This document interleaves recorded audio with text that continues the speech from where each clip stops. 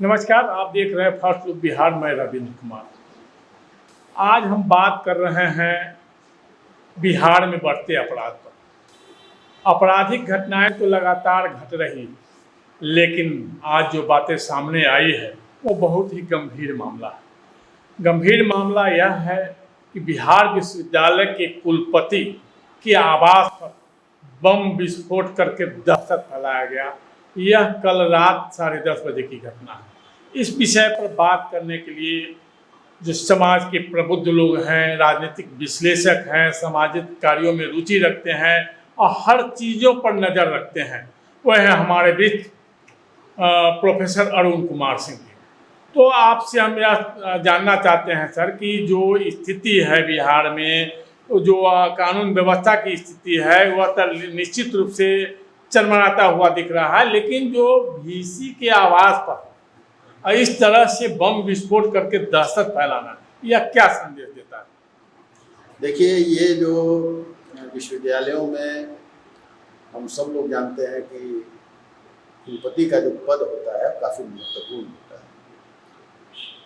कहने के लिए सिंडिकेट है, सीनेट है, और सिंडिकेट को एक तरह से कार्यपालिका हम लोग कह सकते हैं उसको।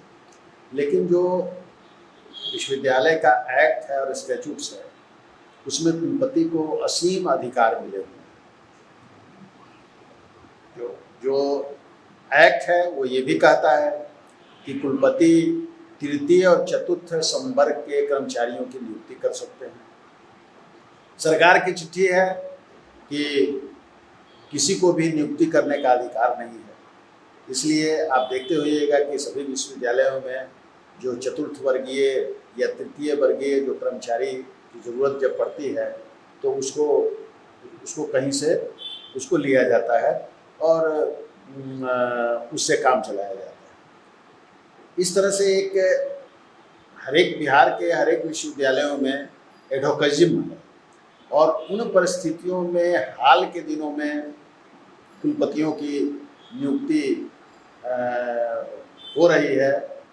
निश्चित रूप से विश्वविद्यालय के अंदर ये, चूँकि विश्वविद्यालय क्या है, विश्वविद्यालय छात्रों के लिए ही विश्वविद्यालय बना हुआ है। विश्वविद्यालय का काम छात्रों की पढ़ाई लिखाई हो, उनका समय पर उनका एग्जामिनेशन हो, परीक्षाएं हो, और उनका रिजल्ट समय पर दिया जाए। मुख्य रूप से यही काम है विश्वविद्यालय का।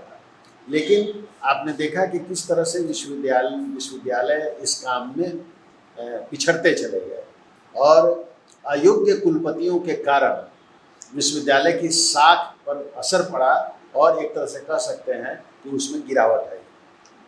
अब ये जो घटना है, ये घटना क्यों इस तरह की घटना घटी, इस पर हम लोगों को जाना चाहिए।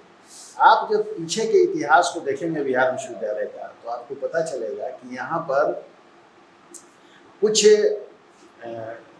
छात्र संगठन के कुछ तथाकथित नेता, कुछ कर्मचारी और कुछ शिक्षक, ऐसे लोगों का एक कॉकस यहाँ काम करता है, बहुत दिनों से काम करता है। जो ये कुलपति आते हैं उन पर दबाव बनाना, उनसे अवैधानिक काम कराना, कुछ नियुक्ति हो जाए तृतीय संवर्ग और चतुर्थ संवर्ग में उसका प्रयास करना, और छात्रों के रिजल्ट को पेंडिंग करके उनका दोहन, आर्थिक दोहन और शोषण करना, ये लगातार पिछले कई वर्षों से ये काम चल रहा है। और इसका विरोध हम लोगों ने बराबर, जो सीनेट की बैठक, जो मैं बहुत दिनों तक, ऐसा नहीं कहें सर कि पिछले कई वर्षों से हम देख रहे हैं कि जो सेशन है, परीक्षा का सेशन है, रिजल्ट है, 3 साल 4 साल पेंडिंग होता चला आ रहा था। वो बहुत हद तक मतलब उसमें सुधार हुआ है, कई कार्यों में भी सुधार किए हैं, और बताया जा रहा है कि वीसी बहुत हस्तक्षेप नहीं मान रहे हैं। कहीं इस सब को लेकर के मतलब उसमें हस्तक्षेप बना करके उनको दबाव में डाल करके अपना काम निकालने के लिए तो कोई कॉकस नहीं तो इस तरह का काम किया है, इस तरह से दहशत फैलाने का काम किया है। निश्चित रूप से आपका कहना बिल्कुल सही है कि ये कुलपति बहुत चीज़ों में इन्होंने सुधार किया है। जैसे छात्रों के रिजल्ट जो है वो उतने पेंडिंग नहीं हो रहे हैं, छात्रों की समस्याओं का समाधान ऑन द स्पॉट हो रहा है।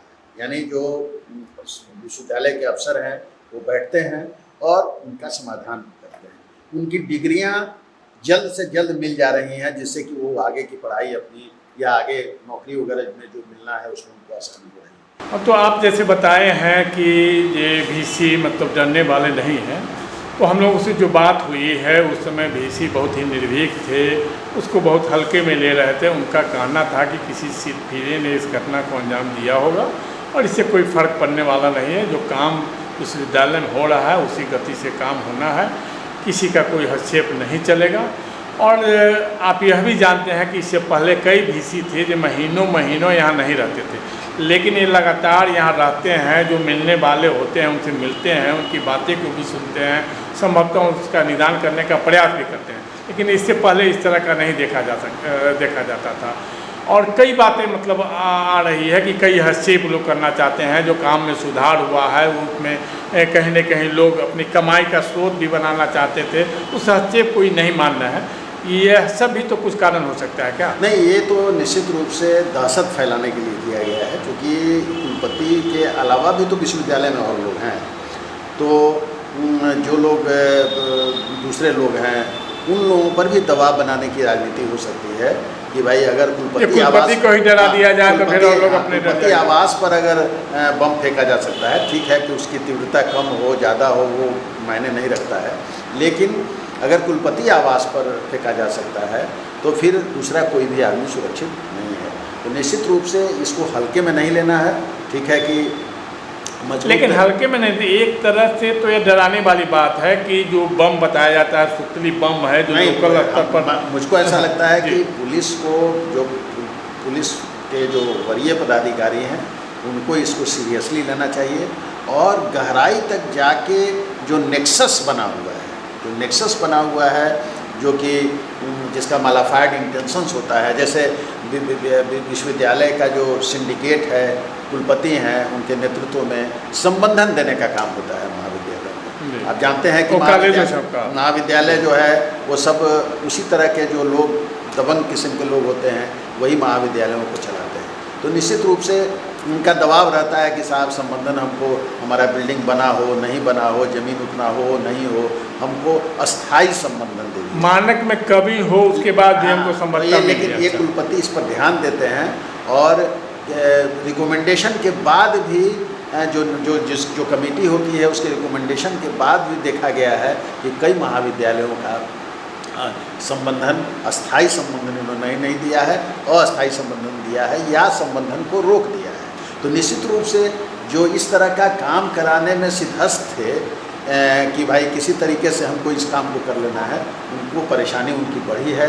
तो ये भी एक हो सकता है कि उनको मतलब कि इस जो बम जो फेंका गया है उसका उद्देश्य वो भी हो सकता है कि ताकि उनको एक डर का वातावरण पैदा किया जा सके और जो वेस्टेड इंटरेस्ट हैं उनका कार्य।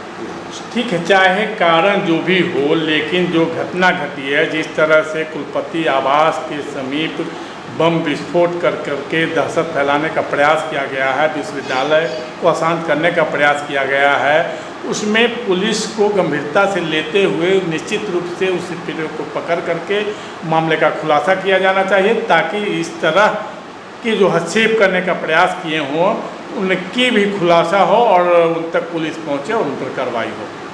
बिल्कुल मैं निश्चित रूप से हम लोग जो खास करके जो सिविल सोसाइटी है मुजफ्फरपुर का, वो कभी भी इन चीज़ों को बर्दाश्त नहीं करता है और सिविल सोसाइटी की ये मांग है कि गहराई तक जाके छानबीन होनी चाहिए।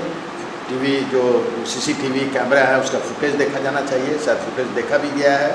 और जो लोग भी हों, निश्चित रूप से अगर पुलिस चाहेगी तो इस मामले का जल्द से जल्द उद्भेदन होगा और उनको कड़ी से कड़ी सज़ा मिलेगी, ताकि विश्वविद्यालय में एक शांति का वातावरण बना हो सके। इसलिए कि वो विद्यास्थली है, वहाँ पर लोग पढ़ने के लिए जाते हैं, बच्चे डिग्री लेने के लिए जाते हैं, आगे के लिए भविष्य बनाने के लिए जाते हैं, इसलिए वहाँ पर शांति और सद्भाव का वातावरण बना रहना आवश्यक है।